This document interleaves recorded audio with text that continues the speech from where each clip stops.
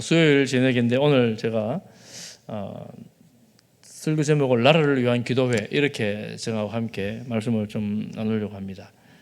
다음 주일이 이제 다음 주 수요일이 선거하는 날이지 않습니까?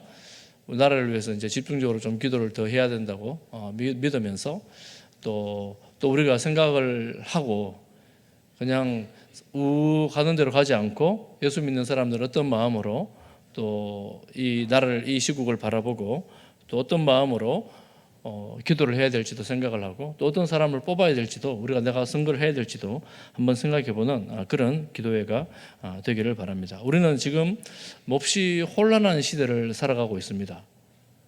혼란해요.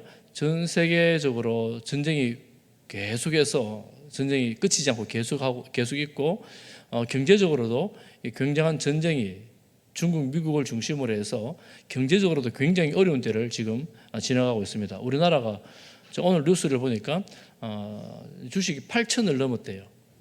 8천을 넘었는데 제가 그 댓글들을 이렇게 쭉 보니까 오르는 거는 엄청나게 오르는데 그거 보니까 슬퍼하는 사람 되게 많아요. 댓글에.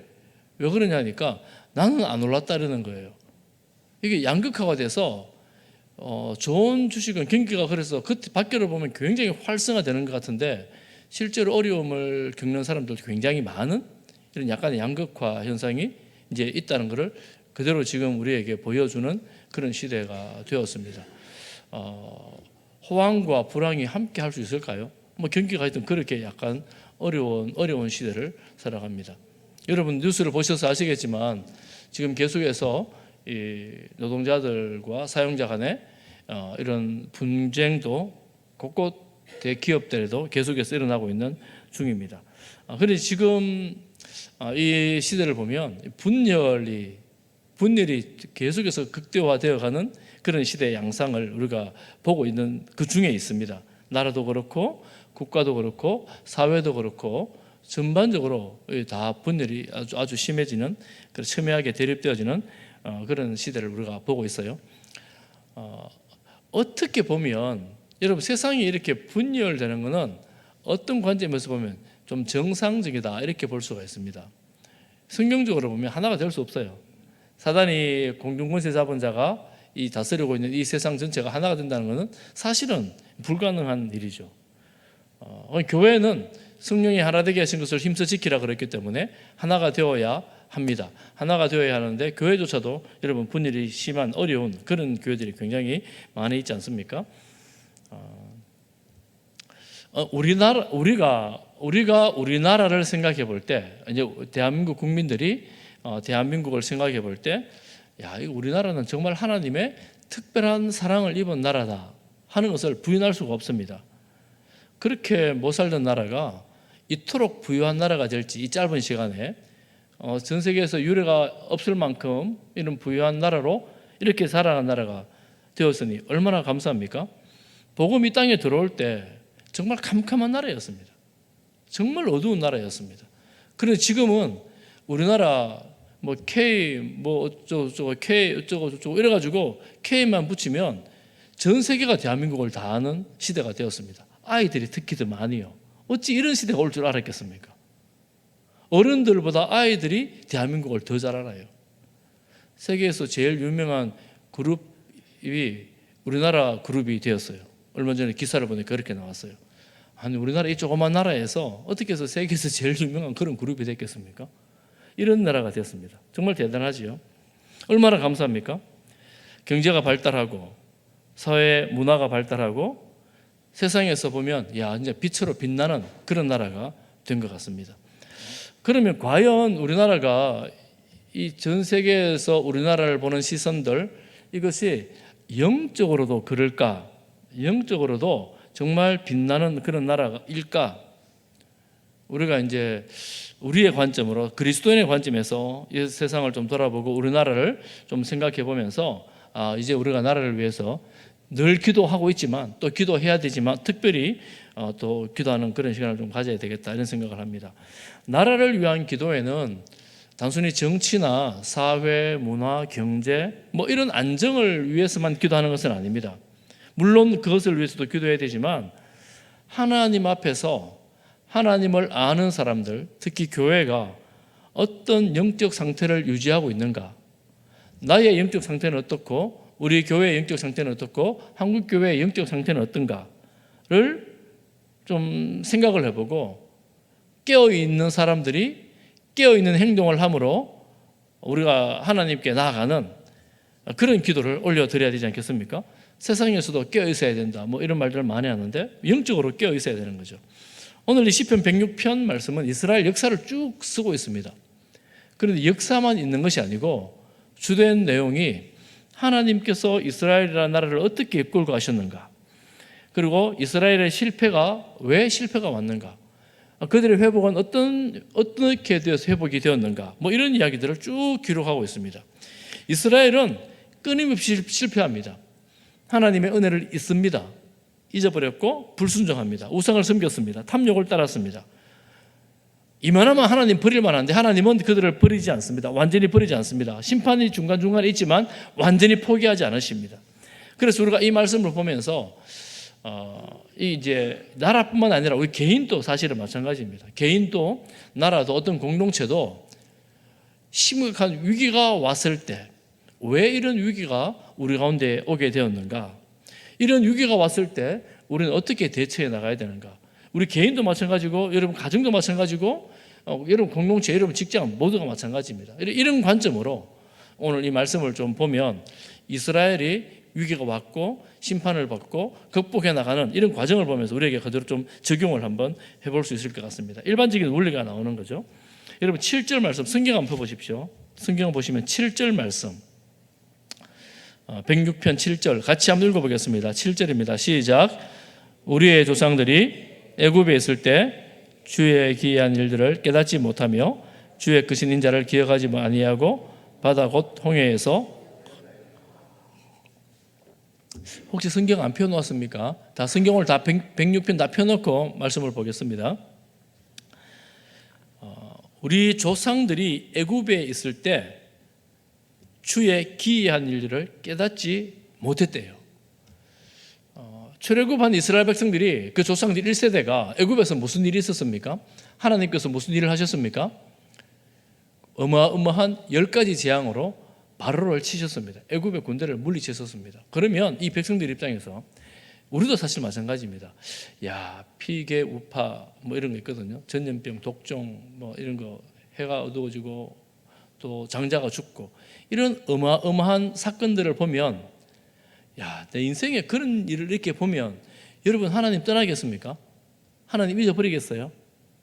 그것도 긴 수년의 시간도 아니고 이 짧은 시간 내에 이런 어마어마한 하나님의 역사로 말미암는 기적들을 본다면, 그리고 이스라엘 백성들이 나올 때 애굽 사람들이 금은 폐물을 주어줍니다.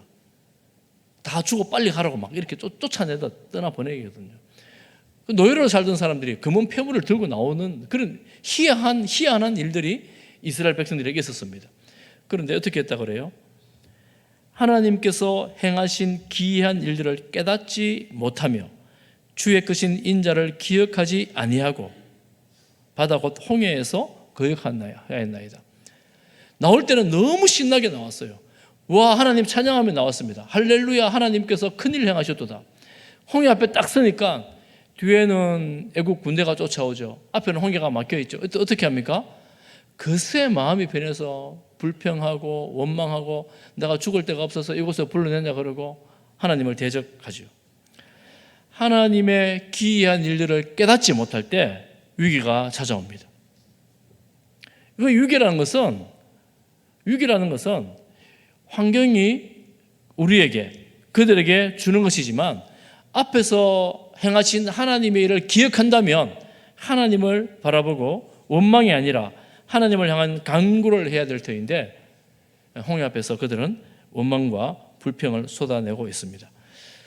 그런데 하나님 우리가 아시는 것처럼 그들을 버리지 않습니다. 내가야 너희들에게 10가지나 보여줬지 않느냐, 너희들이 어찌 그럴 수 있느냐 이렇게 말씀하지 않습니다. 오히려 홍해 앞에서 홍해를 가르시고 그 이스라엘 백성들은 살리시고 애국 군대는 전부 다 수장시켜 버리셨습니다. 너무나 놀라운 일을 또다시 보게 된 것입니다. 이렇게 하나님을 경험한 이스라엘 백성들, 그래서 이스라엘 백성들에게 있어서 홍해 사건은 애굽에서의 10가지 기적보다도 더 큰 민족적인 하나님을 경험한 사건이 되었습니다. 그들이 대들을 이어가면서 이 홍해를 건너게 하신 하나님을 찬양합니다. 그런데 그 광야에 나온 1세대들은 그렇지를 못했습니다. 이어지는 13절 이하에 보면 이들이 또 하나님을 잊어버리고 13절에 보면 그가 행하신 일을 잊어버리며 그의 가르침을 기다리지 아니하고 14절에 보니까 광야에서 욕심을 크게 내며 사막에서 하나님을 시험하였도다. 사람의 그 기억력이라는 것이 길지 않는 것 같아요. 여러분 좀 그런 것 같지 않습니까? 시간이 지나면 지날수록 한 살 한 살 한 해가 지나면 지날수록 이 기억력이라는 것이 자꾸 짧아지고 어려워지는 것을 절실히 느끼는데 이스라엘 백성이 더 심했던 것 같아요. 15절 말씀을 여러분 한번 보겠습니다. 15절 말씀 같이 보겠습니다. 성경에 나옵니다. 15절 시작. 그러므로 여호와께서는 그들이 요구한 것을 그들에게 주셨을지라도 그들의 영혼은 쇠약하게 하셨도다. 이게 뭐겠습니까? 그들이 하나님을 무엇을 시험했겠습니까? 주셨어요. 주셨는데 그들의 영혼을 시험하게 되었습니다. 이 광야에 나온 이스라엘 백성들이 만나만 먹어가지고 고기를 먹지 못해서 불평을 시작하죠. 애굽이 더 좋았다. 이렇게 애굽을 사모하며 애굽으로 돌아가자고 말합니다. 하나님 너무 이 백성들을 보면서 안타깝지 않습니까? 광야에서 욕심을 크게 내며 하나님을 시험했어요. 하나님은 시험하는 하나님에게 하나님 그들의 요구를 들어주십니다. 배가 불러 터지도록 고기를 먹여주셨습니다. 그렇지만 그들의 영혼은 어떻게 됐어요? 쇠약하게 되었다. 고기를 먹어가지고 이때까지 못 먹었던 고기를 배가 터지도록 먹었는데 고기가 이 사이에 있을 때에 하나님께서 그를 향한 심판이 시작이 됩니다. 아니 우리가 사실은 그런 거 좋아하잖아요. 배부르고 등 따시고 요즘 맛집 찾아다니고 맛있는 거 먹으면서 즐거워하고 행복하게 하고 행복을 느끼고 뭐 그렇게 살면 좋은 거잖아요. 여유를 가지고 또 그렇게 산다고 해서 그다지 그게 문제가 되는 건 또 아니지 않습니까? 고기를 냄새 나도록 잔뜩 먹고 배가 잔뜩 부르고 기분은 정말 좋았습니다. 우와 너무 좋다, 너무 맛있다, 배부르다 이랬는데 그들의 영혼이 쇠약해 갈 때, 영혼이 비틀어 말라져 갈 때 과연 그 고기가 그들에게 유익했는가? 우리가 맛집을 찾아다니고 우리 몸을 위해서 몸을 만들고 건강을 유지하기 위해서 온갖 노력을 다해요. 이것저것 맛있는 거 먹으면서 기분이 너무 좋았어요. 그런데 이런 것들이 내 몸에는 너무 좋았는데 우리의 영혼이 말라가고 있다면 과연 그것이 우리에게 진정한 유익이 되는 것인가? 여러분 사실 우리 몸은 참 귀합니다. 우리 고린도전서 봤지 않았습니까? 우리 몸이 성전이 거하시는 전이에요. 그래서 몸을 우리가 학대해서는 안 돼요. 몸을 건강하게 잘 유지 관리해야 됩니다. 하나님 주신 몸이기 때문에 또 부활할 몸이기 때문에 우리 몸을 잘 관리해야 돼요. 그렇게 하나님 뜻 안에서 우리 몸을 관리하면서 먹고 운동하고 일하고 하는 거 그렇게 살아야 돼요. 성도들은. 그런데 몸만 위해서 배만 위해서 그렇게 살아갈 때 영혼이 쇠약하게 되었다 이렇게 말씀합니다. 영혼이 쇠약하게 되었다. 영혼이 비쩍비쩍 말라가는 거예요. 배는 맛있고 즐겁고 행복한데 영혼은 말라가는 거예요. 그때 어떻게 될까요? 하나님의 말씀이 들리지 않습니다. 하나님의 말씀보다 내 몸이 더 귀중해지고 더 소중해지는 것입니다. 이스라엘 백성들 그랬겠죠. 이야 하나님 정말 위대하시다. 이 광야에 어떻게 이렇게 고기를 많이 어떻게 이렇게 줄 수가 있는가. 너무 하나님 위대하시다. 하나님 우리를 사랑하시는구나. 하나님께 감사드리자. 하나님을 찬양하자. 그랬겠죠. 그럼 배가 불러서 들어눕는 순간 하나님을 잊어버립니다. 시야에서 하나님은 사라져 가는 것입니다. 하나님을 기억하지 못하는 것입니다. 그 영혼이 하나님과 멀어지는 것입니다. 여러분 영혼이 우리 인생이 하나님과 멀어질 때 일어나는 증상이 몇 가지가 있습니다. 이어지는 구절에 보면 그들이 진영에서 모세와 여호와의 거룩한 자 아론을 질투합니다. 그 당시 모세와 아론이 지도자였잖아요. 지도자를 향해 질투를 합니다. 하나님께서는 그것을 보시고 다단 아비람을 심판하셨어요. 그리고 불 속에 그들이 악인들이 다 들어갔습니다. 그런데 뭘 합니까? 19절 이하에 호렙산에서는 송아지 우상을 만들어요. 그것이 하나님이라 그러는 거예요. 영혼이 하나님과 멀어질 때, 우리가 성도로서 우리의 심령이 하나님과 멀어질 때 내 영혼의 기가라는 것이 어떻게 드러나는가? 어떻게 드러납니까? 당시에는 지도자들을 향한 불평과 원망과 송아지 우상을 만들어요. 누가 없어요? 모세가 없으니까 모세 네가 섬기는 그 하나님이 참 하나님이 아니라 우리가 하나님을 만들어 내가 하나님을 만들어 섬기겠다. 그리고 우상을 만들어서 뭐라고 말합니까? 이 송아지가 우리를 구원해낸 하나님이다. 이렇게 말하는 거예요. 그들이 하나님을 떠났다고 해서 말하지 않습니다. 우리를 인도해낸 하나님이 눈에 보이는 이 송아지다. 이렇게 말하는 거예요. 그러니까 이게 말이 묘하죠. 아주 말이 묘합니다. 하나님을, 눈에 보이지 않는 하나님을 눈에 보이는 하나님으로 만들어 놓고 거기 둘러 뛰면서 기뻐하고 노래하고 하는 거예요.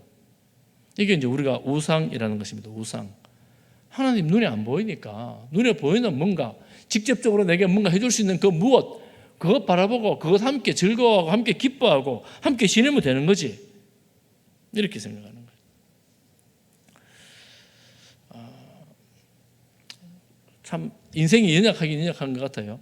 내가 하나님과 멀어지면 하나님 아닌 무언가가 꼭 나를 지배해요. 여러분 한번 돌아보십시오. 하나님 아닌 무엇인가에 내가 집중해서 빠져 있을 때, 하나님 아닌 그가 내 인생에 더 중요해질 때, 그럴 때 가만보면 내가 섬겨야 될 하나님이 아니고 다른 이게 더 중요하거든요. 이게 우상이라는 거예요. 우상. 사람들은 그걸 자꾸 또 만들어요. 하나님 눈에 안 보이다 보니까.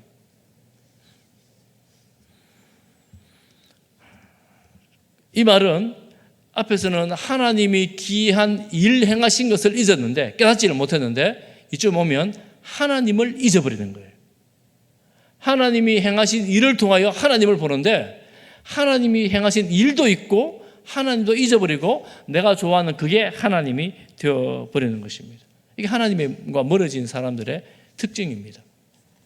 그러니 우리는 하나님을 하나님으로 섬긴다 하는 것이 어떤 것인가를 좀 잘 생각을 해야 돼요.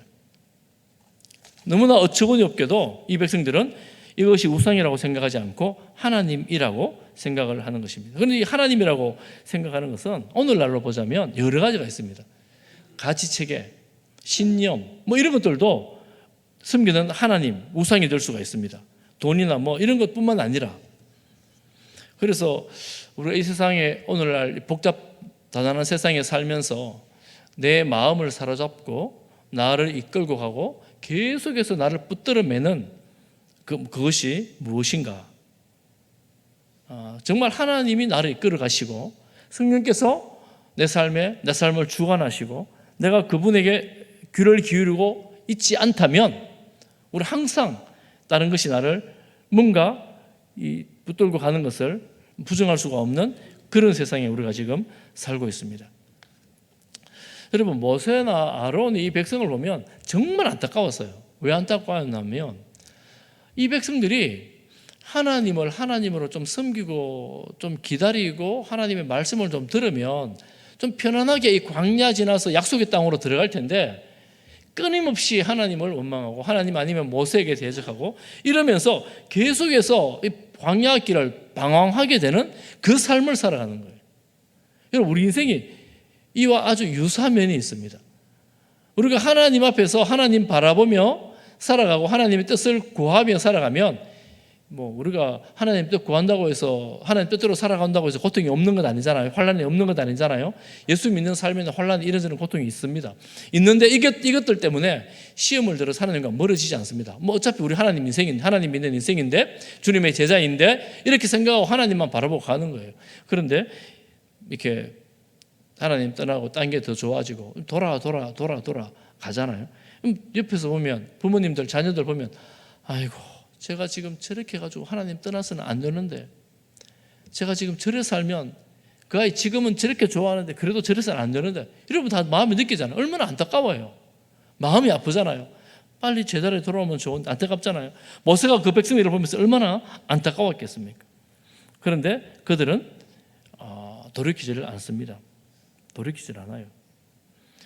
그런데 이런 상황에서 하나님께서 그 백성들을 심판하시려고 하죠. 심판하시려고 할 때 오늘 읽었던 본문 말씀 23절, 이런 위기 때, 나라가 흔들릴 때, 어떤 공동체가 위기가 찾아왔을 때 하나님이 구하는 사람이 있습니다. 다시 한번 읽겠습니다. 23절 시작.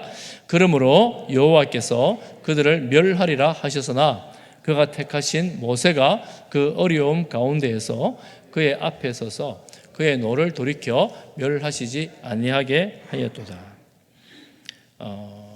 모세의 어쩌면 위대함이 여기에 있습니다.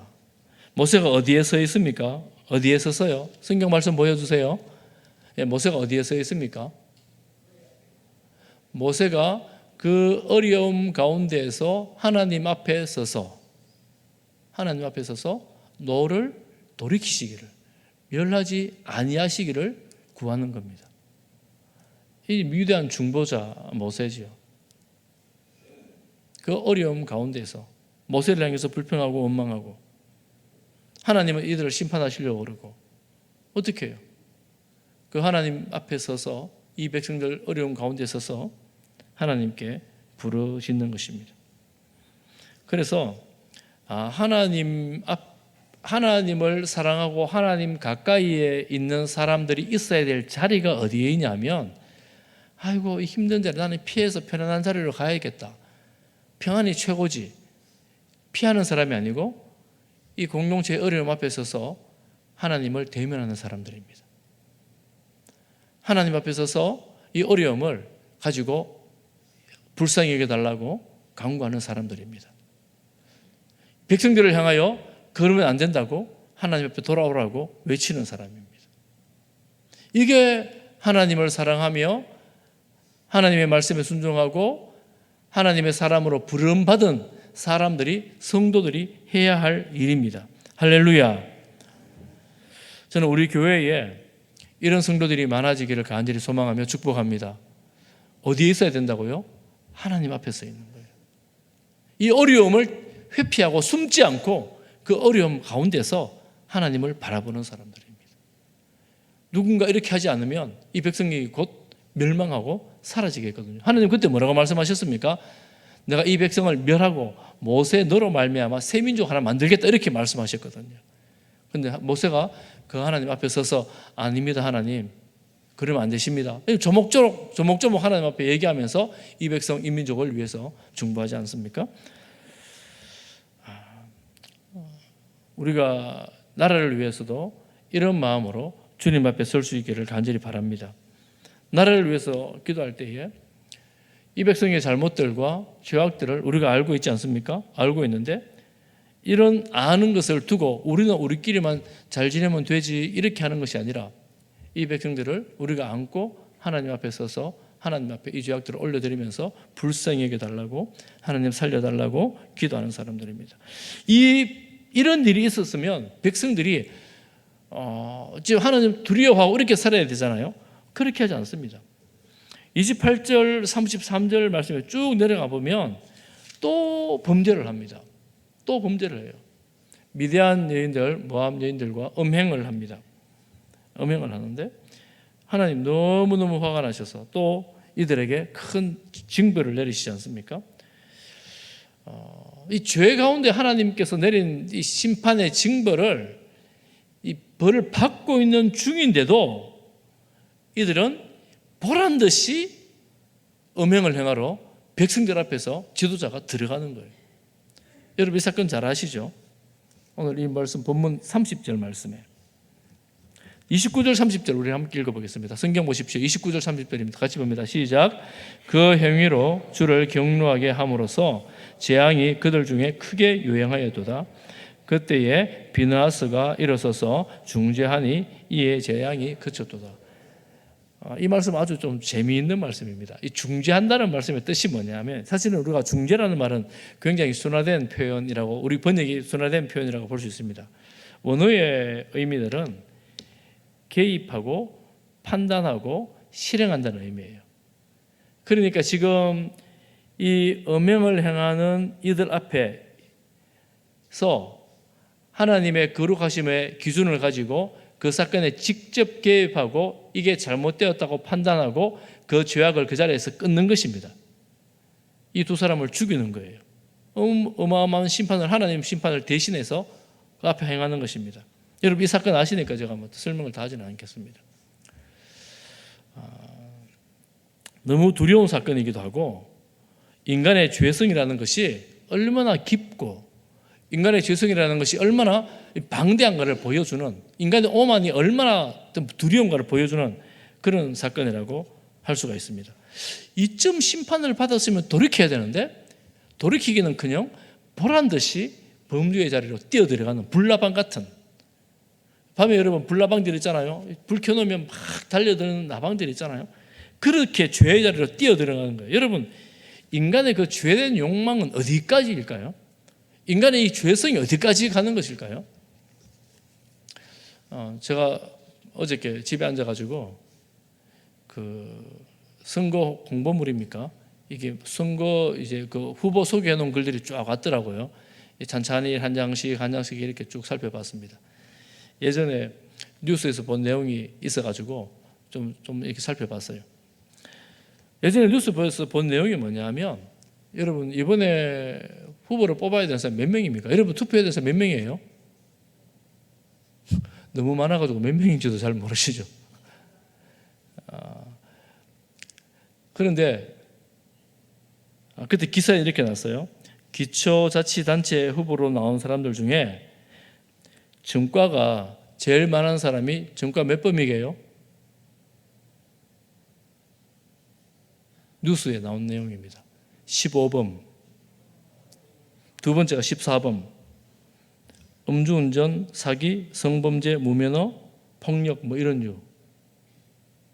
여러분 꼼꼼히 보셔야 돼요. 여러분 그 집에 온 거 꼼꼼히 보셔야 돼요. 나라를 위하여 일하겠다고 나온 사람들입니다.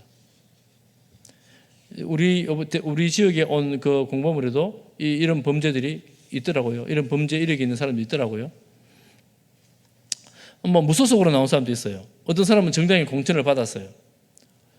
좀 법을 바꿔야 될 것 같아요. 이런 범죄로 전과 이력이 있는 사람들은 뭐 공천을 안 주든지 정당에서 하든지 아니면 법으로 못 나오게 막든지, 나라를 위해서 일하겠다고 나온 사람들인데, 나라를 섬기겠다고 나온 사람들인데 법을 이렇게 안 지키고 윤리성이나 도덕성이 이렇게 떨어진다면 어떻게 그런 사람들을 믿고 사람을 세울 수 있겠습니까? 여러분 잘 보시고 범죄 이력이 많은 사람은 뽑으면 안 됩니다. 아무리 여러분 개인적으로 잘 알고 친하더라도 범죄 이력이 많은 사람 어떻게 믿고 뽑겠어요? 여러분 잘 보시고 바짝 정신 차려야 됩니다.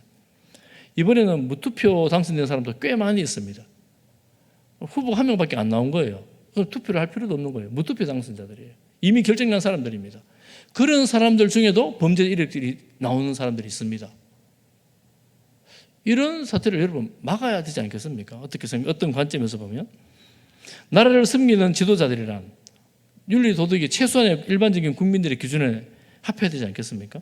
최소한의 법은 지켜냈다고 해야 되지 않겠습니까? 물론 우리가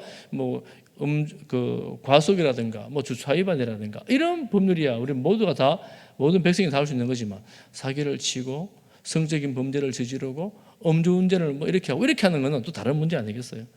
이 정도의 일반적인 상식에 준하는 정도의 이 정도 돼야 되지 않겠습니까? 그렇게 생각해 보면 제가 이 말씀을 드리는 것은 이스라엘 백성들이 하나님께 범죄를 하는데 그렇게 심판을 받는 중에도 이 불나방처럼 이 범죄 행위를 향하여 달려가는 사람들, 이 죄의 욕망은 이렇게 끈질기고 사람의 이성을 마비시키는 것들입니다. 죄의 욕망이라는 것이. 이 욕망을 어떻게 다스릴 수 있겠습니까? 좀 더 사실적으로 솔직히 말씀드리면 우리 인간의 욕망, 죄를 향한 욕망, 자신이 주인이 되고 싶은 욕망, 이런 욕망에 대해서는 우리 모두가 자유할 수가 없습니다. 우리 심령을 깨뜨려 보시는 주님의 눈으로 보면 우리 모두가 다 죄인들이에요. 하나님 앞에 내가 건강하고 나는 온전하다고 말할 사람이 한 사람도 없습니다. 혹시 자신 있으십니까? 나는 건강하다, 나는 죄 없다 하실 분 있으세요? 천하의 다윗도 성범죄뿐만 아니라 살인 교사를 하지 않습니까? 한나에게 아들을 하나님 주신다고 약속한 엘리 선지자도, 엘리 제사장도 자기 아들들의 범죄를 막지를 못합니다. 이러지도 못하고 저러지도 못해요. 그러니 우리 중에 나는 깨끗하고 너는 죄인이라고 말할 사람이 하나도 없습니다. 아무도 없습니다. 나는 괜찮고 너희들은 죄인이라고 말할 사람은 아무도 없습니다. 그래서 우리에게 누가 필요해요? 예수님이 필요하고, 예수님의 보혈이 필요하고, 십자가 능력이 우리에게 너무나 절실하게 필요한 거예요. 그러니 주님을 사모하고 주님 앞에 나와서 긍휼히 여기심을 바라면서 예수님 안에서 욕망의 사슬을 끊고, 그릇되고 죄된 욕망의 사슬을 끊고, 죄와 저주의 사슬에서 매여 있는 사람들이 하나님 안에서 자유함을 누리는 그런 기쁨의 삶을 살아갈 수 있는 사람들이 성도들입니다. 성도들이에요. 그렇지만 여전히 연약하여 욕망에서 우리가 자유로울 수 있는 것이 우리들 아닙니까? 그래서 끊임없이 주님을 사모하고 주님 은혜를 사모하는 것입니다. 이런 마음이 없이 그런 많은 범죄를 가지고 나오는 것은 이 욕망의 문제를 넘어서는 죄로 가는 정말 위험한 길이라고 할 수가 있습니다. 우리가 욕망 앞에서, 이런 죄된 욕망 앞에서 예수님께서 우리를 다스려 주시기를 사모하며 바라고 성령님께 의존하고 성령님의 역사를 사모하며 나갈 때에 비로소 죄와 사망의 권세에서 우리를 자유케 하시는 예수 그리스도 보혈의 능력을 힘입고 비로소 승리할 수가 있습니다. 그런데 우리 성도들이지만 그러지 못할 때가 많이 있다는 것을 여러분 부정할 수는 없잖아요. 그러니 이 마음이 얼마나 중요한지, 십자가를 사모하고 성령을 사모하는 이 마음이 얼마나 귀한지, 우리에게 얼마나 필요한지, 시마다 때마다 누구를 만날 때마다 일을 할 때마다 이런 마음 우리를 주관하지 않으면 우리는 항상 죄에 노출되고 죄의 시험에 빠지게 되고 욕심에 빠지게 되고 탐심에 빠지게 되고 자기가 주인 되어 살아가는 그런 사람이 되지 않습니까? 그런데 이 죄의 욕망뿐 아니라 죄를 끊어내는 그 사람이, 하나님의 거룩하심을 바라보면서 죄를 끊어내는 그 사람이 얼마나 위대한 사람입니까? 그래서 이 비느하스에게는 이 일이 그의 의로 인정되었으니 대대로 영원까지로다. 비느하스는 이렇게 인정받은 하나님의 사람이 됩니다. 그 많은 사람 앞에서 보란듯이 죄를 짓는 그의 죄를 공동체에서 심판하고 끊어내는 그런 역할을 한 것입니다. 얼마나 놀라운 결단력을 가진 믿음의 사람입니까? 우리가 이번에 나라의 이 선거를 통해서 이런 믿음의 결단력이 있는, 믿음의 행동을 옮길 수 있는 그런 사람들이 세워지기를 간절히 소망하며 축복합니다.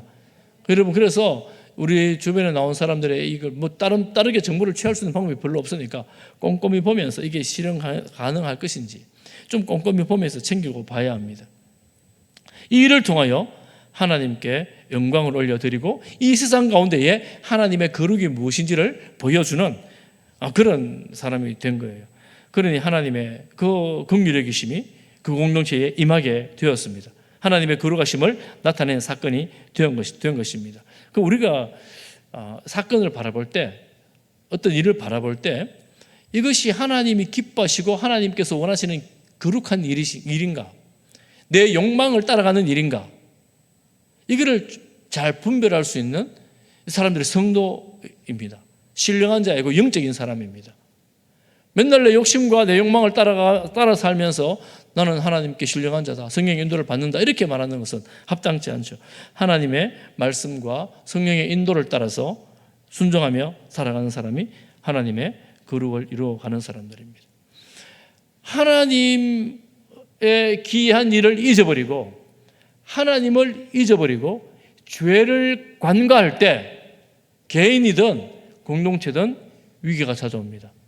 흔들립니다. 우리 그리스도인들은 항상 기억을 해야죠. 하나님께서 내 삶에 무슨 일을 하셨는가? 하나님께서 우리 삶에 무슨 일을 하셨는가? 한마디로 말하면 은혜를 잊으면 안 된다는 거예요. 은혜를 잊으면 안 돼요. 은혜를 기억해야 합니다. 은혜를 잊으면 감사가 사라져요. 감사가 사라지면 교만이 삭틉니다. 여러분 주변에 가만히 돌아보십시오. 은혜가 모르니까 불평 원망이 한없이 쏟아나오죠. 교만이죠. 개인뿐만 아니라 가정도 그렇고 나라도 그렇습니다. 위험한 이유는 외부에 있는 것이 아니고 하나님의 은혜를 그저 당연히 여기고 살아갈 그때 뭐 당연히 하나님 나 사랑하고 예수님 죽는 거 당연하지 뭐 그게 뭐 대수야. 이렇게 생각할 때 이미 위기가 생각된 것입니다. 여러분 기억하십시오. 우리나라는 정말 그 전쟁과 가난 속에서 우리나라 정부가 시작될 때 성경에 손을 얹고 기도로 시작한 나라 아닙니까? 여러분 우리나라 역사 가운데 어떻게 이런 일이 일어날 수가 있겠어요? 어떻게 그 자리에 목사님이 기도하면서 우리나라 정부가 시작될 수가 있겠습니까? 역사를 돌아보십시오. 이게 가능한 한 일이겠습니까? 그런데 그렇게 시작된 나라예요. 얼마나 큰 은혜를 베풀어 주셨어요. 우리가 우리나라를 사랑하시는 하나님 은혜를 잊어버리면 안 되는 거죠. 방향을 잃어버리는 거예요. 어디로 가야 될지를 잃어버리는 거예요. 우리 기도해야 돼요. 하나님, 우리가 하나님께서 우리를 사랑하시고 붙드신 그 은혜를 잊지 않게 하여 주옵소서. 정말 기도해야 됩니다. 죄에 대해서 하나님 죄에 대해서 죄가 뭔지를 알게 하시고 순진하게 생각하지 아니하고 엄히 대하고 멀리하고 이 시대의 우상들, 물질주의, 쾌락, 권력, 성공, 자기 모든 중심성 뭐 이런 것들에 우리가 유혹에 넘어가지 아니하고 마음을 지켜 주님 앞에 나아갈 수 있도록 다른 것보다 하나님을 더 사랑하며 또 우리가 나라를 위해서 기도할 때, 지도자들을 위해서 기도할 때 도덕이 무너지고 공의가 무너지고 정의가 무너지는 이런 세상에서 윤리와 도덕이 세워지고 정의와 공의가 세워지고 하나님의 말씀을 정말 자기 생각보다 더 귀히 여기고 하나님 말씀으로 정책을 펼 수 있는 그런 지도자들 하나님 세워주십시오. 기도해야 되지 않겠어요? 특히 이런 사람들 기도하면서 이런 사람들 우리가 세워야 되지 않겠습니까?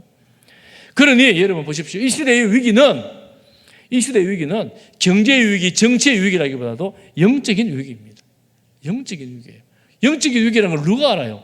세상 사람 아무도 모릅니다. 누가 알아요? 하나님을 아는 사람들, 말씀을 아는 사람들이 영적인 위기라는 것을 알고 있습니다. 그럼 누가 기도해요? 하나님을 알고 이것이 위기라는 것을 아는 사람들이 기도를 하는 것입니다. 그럼 누구예요? 우리가 해야 되는 거죠.